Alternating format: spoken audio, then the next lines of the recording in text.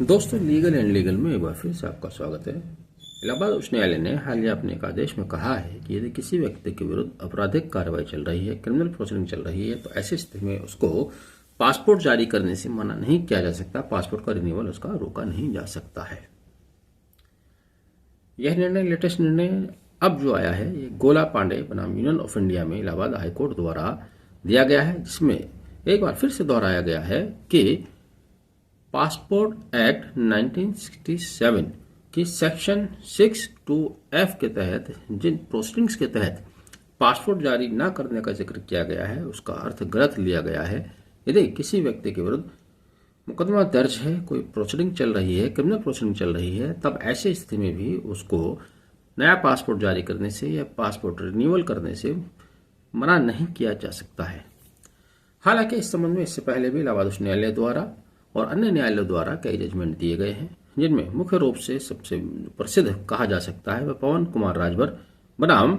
Union of India का judgement है, जो कि इलाहाबाद उच्च न्यायालय द्वारा साल 2022 में दिया गया था, जिसमें कुछ सर्टेन गाइडलाइंस भी इलाहाबाद उच्च न्यायालय द्वारा जारी किए गए थे।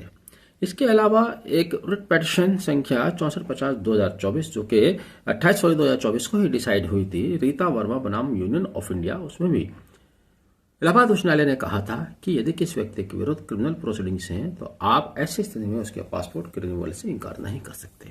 दरअसल जब कोई व्यक्ति नया पासपोर्ट के लिए अप्लाई करता है या रिन्यूअल के लिए अप्लाई करता है, तो उसकी प्रक्रिया सेम प्रक्रिया होती है, सेम प्रोसीडिंग होती है। उसमें एक पुलिस रिपोर्ट आती है, थाने से पुलिस रिपोर्ट आती है। थाने से रिपोर्ट में ये बताया जाता है कि क्या इस व्यक्ति के विरुद्ध कोई आपराधिक मुकदमा दर्ज है या कोई कार्यवाही चल रही है। तब यदि उस व्यक्ति के विरुद्ध रिपोर्ट में यह लिख कर दे दिया जाता है कि जी हाँ, इस व्यक्ति के विरुद्ध आपराधिक मुकदमा दर्ज है, फला फला धाराओं में कोई मुकदमा लंबित है, तब ऐसी स्थिति में देखा गया है कि पासपोर्ट अधिकारियों द्वारा उस व्यक्ति को पासपोर्ट जारी नहीं किया जाता। जबकि न्यायालय का व्यू इससे बिल्कुल अलग है, इससे बिल्कुल भिन्न है। न्यायालय ने कई अवसरों पर कहा है कि यदि किसी व्यक्ति के विरुद्ध आपराधिक मुकदमा दर्ज है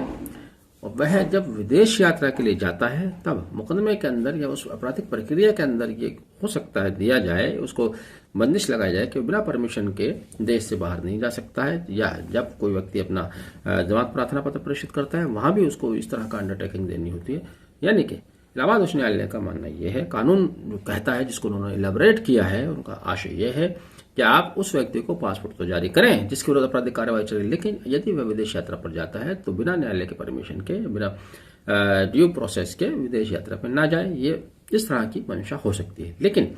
इस आधार पर आप उसको पासपोर्ट ही जारी ना करें, ये न्याय संगत नहीं है। इलाहाबाद उच्च न्यायालय ने एक बार फिर से इसको दोहराते हुए गोला पांडे की याचिका को स्वीकार करते हुए पासपोर्ट अधिकारियों को दिशा निर्देश जारी किए हैं। यहाँ पर यह भी बता दें, अब तक जो इस तरह की याचिकाएं दाखिल की जाती हैं वो रिट ऑफ मैंडेमस की शक्ल में आती हैं, जिसमें अभी तक जितनी पेटिशनर उच्च न्यायालय के शरण गए हैं उनको यहाँ तक कामयाबी मिली है। लेकिन इसके बावजूद भी एक निश्चित गाइडलाइन, निश्चित नियम पासपोर्ट अधिकारियों के लिए नहीं बन पाया। वह